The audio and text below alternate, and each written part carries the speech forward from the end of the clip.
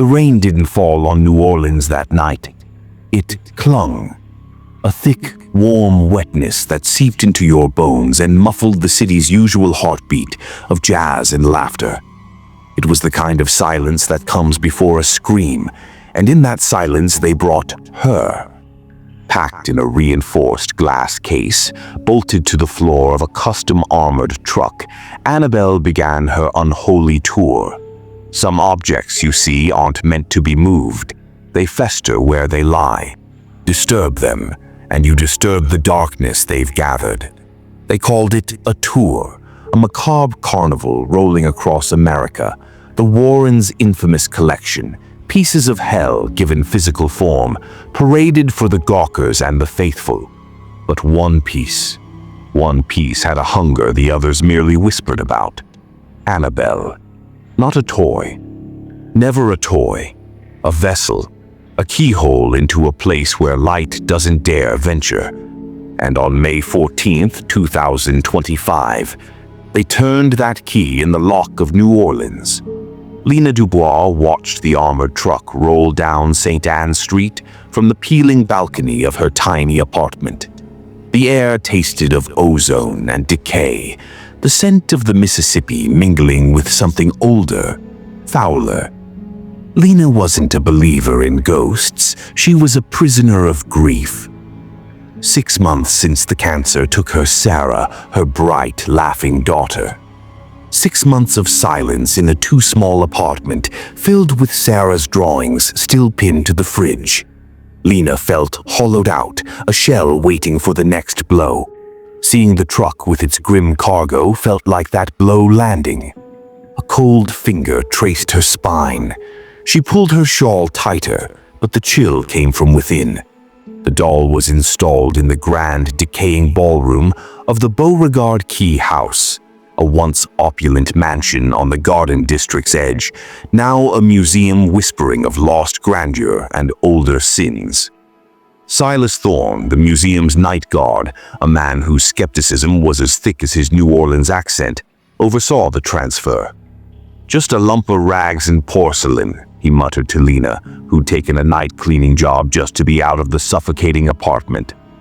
"Warren's made a fortune off folks scared of their own shadow." He rapped his knuckles on the glass case. "See? Nothing." But Lena flinched. The air pulsed. Not a sound, but a pressure, like diving too deep. The doll's glass eyes, reflecting the dim emergency lights, seemed to hold a depth Silas couldn't see. A depth Lena felt pulling at the raw edges of her grief. "Sarah," the thought whispered, unbidden and painful. For a fraction of a second, the doll's stitched smile seemed wider. That first night, the silence of the Beauregard Key House changed. It wasn't empty, it was waiting. Silas, patrolling the cavernous halls with his heavy flashlight, heard things, whispers that stopped the moment his beam cut through the darkness. The faint scent of burned sugar and old roses, a scent Lena recognized from Sarah's forgotten sachets, permeated corridors where no flowers had been for decades, and the cold spots, pockets of air so frigid they burned the skin, appearing and vanishing like breaths from an unseen mouth. Lena, mopping the marble floor near the ballroom entrance, felt its strongest. A pull, like gravity increasing, towards that glass case. One night, drawn by a sound like ragged breathing, she crept closer. The breathing wasn't coming from the vents. It seemed to emanate from inside the case. As she stared, frozen, the doll's head turned. Not a jerk. A slow, deliberate pivot on its neck, its blank eyes fixing directly on Lena's terrified face. A whimper escaped Lena's throat. She stumbled back, knocking over her mop bucket. The clatter echoed like a gunshot. Silas found her trembling, white-faced, pointing a shaking finger at the case. The doll sat perfectly still, facing forward. Silas scoffed. "Imagination running wild, chair. This old place creaks worse than my knees." But New Orleans itself began to creak under a different kind of pressure. 3 nights after Annabelle's arrival, the Oak Alley plantation, a historic landmark an hour upriver, erupted. Not just a fire, an inferno. Witnesses described flames that burned an unnatural, chilling blue, consuming the ancient oaks and the grand house with terrifying speed, as if fueled by something more than wood. Firefighters spoke of hearing laughter on the wind, high, childish, and utterly devoid of joy as they battled the blaze. The scent of burned sugar hung thick in the acrid smoke. Lena saw the news footage, the skeletal remains of the grand white columns against the night sky. She saw Sarah's face in every lick of that unnatural blue flame. The city held its breath. Then came Angola, the Louisiana State Penitentiary, a sprawling fortress of despair on a bend of the Mississippi. Maximum security, home to men forgotten by the sun. On a night thick with the same clinging fog that had welcomed Annabelle, something impossible happened. Not a riot, a silent exodus. Security feeds showed cell doors swinging open by themselves, heavy gates unlocking, motion sensors blind. 27 of the most violent offenders, murderers, rapists, men whose eyes held only vacancy, simply walked out. They moved with an unnerving synchronicity, not running, but gliding through the fog like smoke, vanishing into the surrounding swampland. Guards found colleagues unconscious, not attacked, but collapsed as if the life had been violently sucked out of them for a moment. Scratched into the wall of an empty cell block, deep gouges in the concrete, was a single, crude word. Annabelle, missing an A, as if scratched by a clumsy, inhuman hand. Panic, cold and sharp, replaced the city's usual humid languor. Curfews were imposed. Police checkpoints sprung up like poisonous mushrooms. The news screamed about the Angola ghost break. But Lena knew. Silas, his bravado finally cracking, knew. It was centered on the Beauregard Key house, on her. The pressure inside the museum became a physical thing. Lights flickered constantly, plunging the ornate halls into terrifying darkness. The smell of burned sugar and roses was now overpowering, cloying, making Lena nauseous. The cold spots grew larger, lingering longer. Silas started carrying a flask of something stronger than coffee. He avoided the ballroom. But Lena felt drawn. The grief was a raw wound, and the presence in the case, it seemed to whisper to it. Promises. Lies. One night, cleaning a hallway mirror, she saw not her own haggard reflection, but Sarah.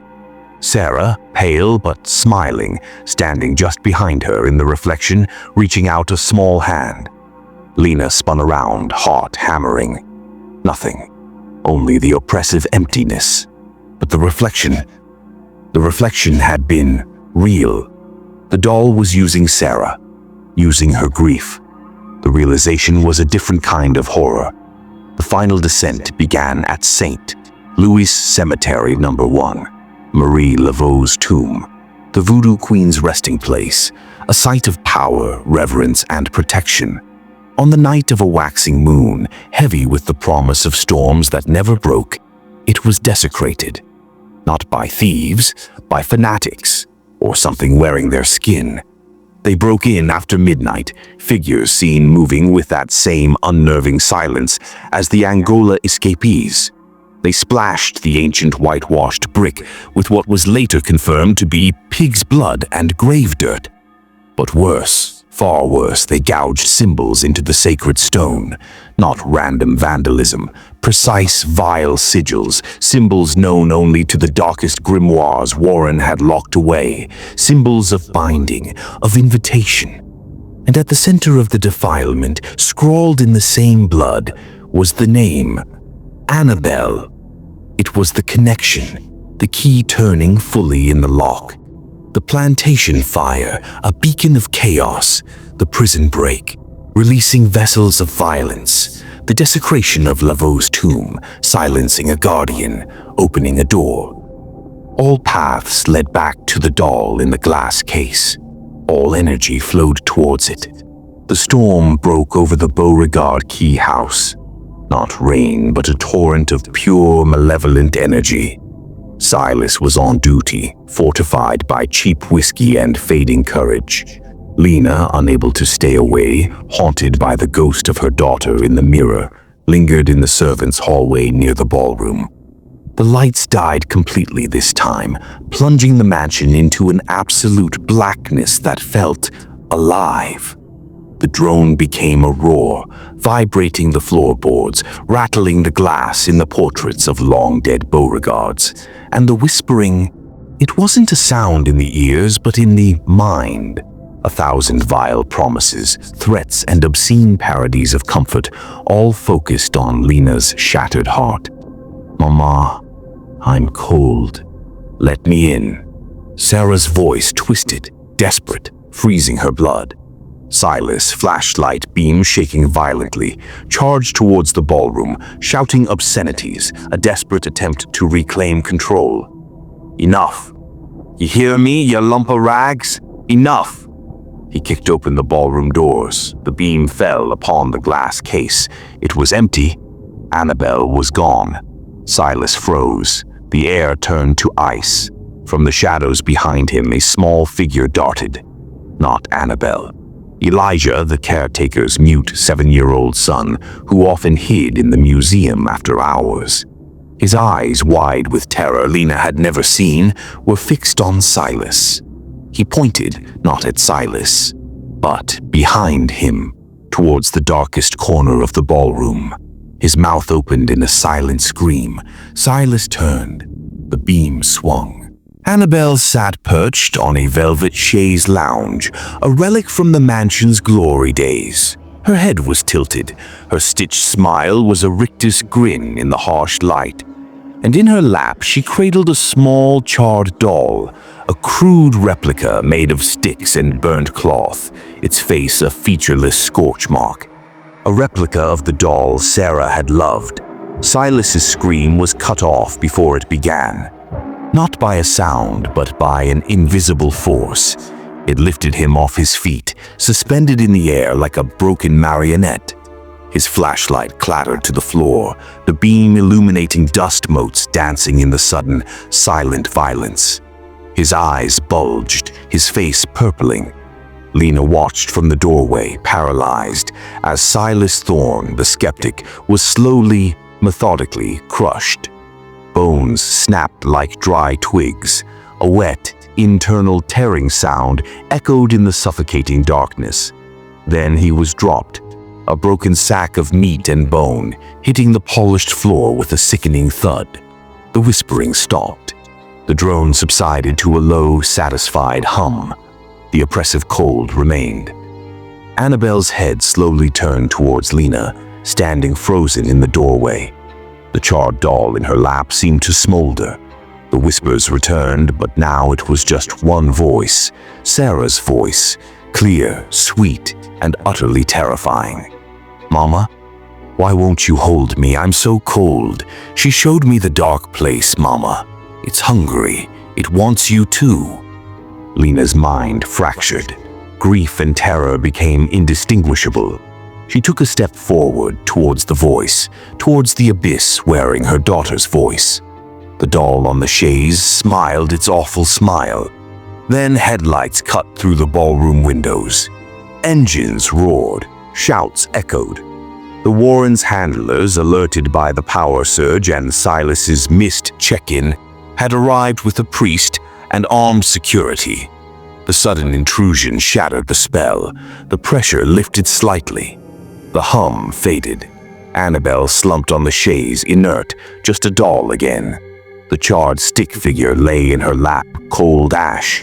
Lena collapsed, sobbing, saved by the very intrusion that felt like blasphemy against the profound evil that had just been present. The aftermath was chaos, wrapped in official denials. Silas Thorne's death was ruled a bizarre, fatal accident. A fall, they said, though his injuries defied explanation. The Angola escapees, Most were found days later, wandering the swamps, babbling incoherently about the rag lady and the cold. Some were never found. The Oak Alley fire remained under investigation. Marie Laveau's tomb was cleaned, the symbols scrubbed away, but the stain on the city's soul remained. Annabelle was immediately crated, shipped back to the Warrens' Occult Museum in Connecticut, deemed too volatile for travel. The tour was cancelled, case closed officially. But Lena Dubois knows. She knows. She sees Sarah in every shadow, hears that sweet, corrupted voice in the rustle of leaves. She feels the lingering cold, deep in her marrow, a cold no New Orleans sun can ever warm. The doll is back behind glass. Contained, they say. Safe. They are wrong. It was never about the tour. It was about the journey, the movement. Annabelle wasn't just displayed, she was activated. She stretched her influence across a city steeped in power, tasting its chaos, feeding on its fear, twisting its sacred places and using its lost souls. She laid down roots of darkness in fertile soil. The fire, the escape, the desecration. They weren't accidents. They were rituals, steps in a dance older than the city itself. The door wasn't just opened, it was propped open, and something looked out. The doll is quiet now, back in her case, waiting. But New Orleans still holds its breath. The rain still clings, the silence still waits. And Lena, staring into the bathroom mirror late at night, sometimes doesn't see herself at all. She sees the reflection of a little girl, pale and smiling, holding the hand of something small, something stitched, sitting on a velvet chaise in a dark ballroom, waiting for the next key to turn, waiting for the next journey to begin. The unholy passenger has reached its destination, but the journey has only just begun. She's recruiting,